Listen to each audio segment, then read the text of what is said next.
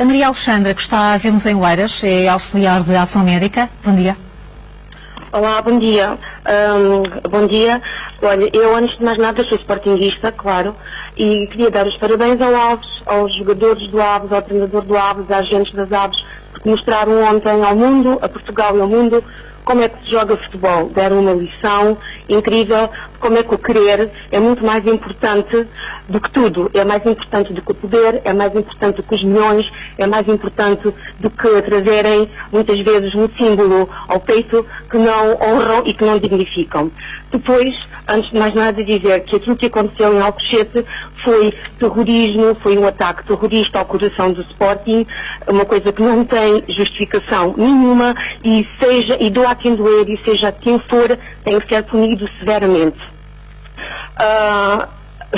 Peço desculpa, eu estou um pouquinho emocionada porque isto tem sido uma semana, uma coisa galopante, é uma coisa atrás da outra, mas eu ontem fiquei de rastros. Eu ontem também fiquei sensibilizada com as lágrimas dos jogadores, realmente, mas eu não consigo entender muito bem, ou quer dizer, consigo, porque também consigo entender porque é que eles estavam assim. Levar uma tarefa daquelas não é fácil, e o JJ veio dizer na conferência que eles não estavam emocionalmente preparados, nem estavam emocionalmente em condições. Então, se não estavam, não tinham vindo ao jogo, não tinham feito aquela figura, aquela falta de entrega, aquela falta de humildade.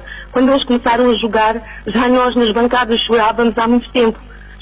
Chorámos ontem, chorámos no Marítimo, chorámos no Estoril, chorámos em Madrid, chorámos com o Moreirense, chorámos em Setúbal, temos chorado esta época toda.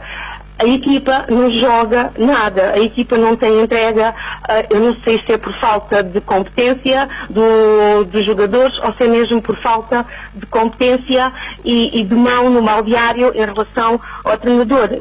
Isto não pode ser culpa do presidente. O treinador é milionário, tem o melhor plantel da história, o Bruno Carvalho tem dado todas as condições e mais algumas e eles fazem exibições miseráveis. Eu sei que houve também muita... isto mexe com muita coisa a nível emocional, a nível dos jogadores, mas também houve outras situações em que, por exemplo, o ano passado nós podemos comparar, não sendo comparável, mas também a equipa do Dortmund sofreu um ataque terrorista, a equipa do Chapecoense.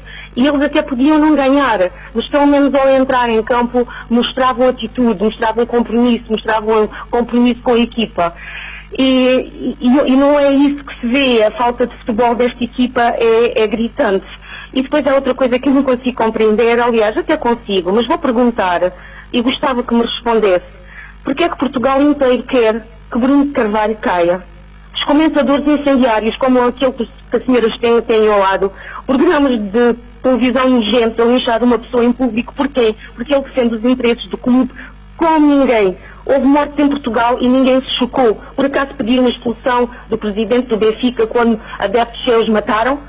Não, pois não. Imagino se tivesse sido isto em relação ao Sporting, então eu acho que Portugal teria parado. Maria Alexandra, Maria, desculpe interrompê-la, mas lança esta pergunta, consegue respondê-la? Tem esta ideia, Bruno Carvalho respondeu isso no sábado, disse que queriam impedir o Enfant Terrible de continuar no futebol. Pensa que é também por essa ideia? É também a resposta que tem para esta pergunta? Eu tenho a percepção de que o Bruno Carvalho não é uma pessoa fácil, não é uma pessoa que tem, entre aspas, muitos amigos. E porquê? Perguntem porquê. Porque ele entrou e ele veio mexer com um desespero. Porque queria assaltar por todo o lado. Eu quero lembrar que na sexta-feira, dia 11, o empresário de futebol, César Boaventura, já tinha no tweet uma informação que ia arrebentar uma bomba para os lados do Campo Grande. Quer dizer, como é que já se sabia que ia arrebentar uma bomba? E esta história da corrupção, então a testemunha tão credível, que o arrependido tão arrependido, vai entregar as provas da corrupção à CMTV e fica-se a saber que essa testemunha foi paga pela CMTV para falar? E agora também nos mails de sexta-feira, que vieram ao público e que ninguém fala, porque não interessa falar, porque é do clube, do regime, há um mail muito comprometedor em que o Sr. Rogério Alves é muito amiguinho do Sr. Paulo Gonçalves de pessoal, abram os olhos, sportinguistas, não se deixem levar por esta intoxicação da comunicação social, querem malhar no Bruno Carvalho a todo o custo. Eu digo mais, se fosse o Presidente fazia uma limpeza, mas uma limpeza a sério. E acho que muitos dos jogadores, quando falam em rescisões, eu acho que eles é que tinham que indemnizar o clube e todos nós, adeptos e sócios, que andamos atrás deles uma vida inteira, porque nós damos da nossa vida, nós damos da nossa família, do nosso dinheiro e que somos brindados com exibições miseráveis. Eles fizeram perder o Sporting muito dinheiro no Marítimo, tiveram 2 oportunidades para ficarem em segundo lugar, com o Benfica e com o Marítimo.